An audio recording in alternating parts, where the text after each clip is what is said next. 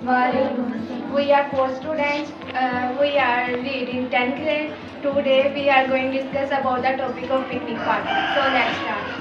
Hi guys, our exams are finally over. We should celebrate with the picnic party.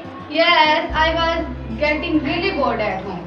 Same here. A picnic is a perfect idea. But where should we go? What about the big park near the lake? It's green and very peaceful. That's a great place. We can sit under the tree and enjoy the fresh air. And we can take some lots of pictures.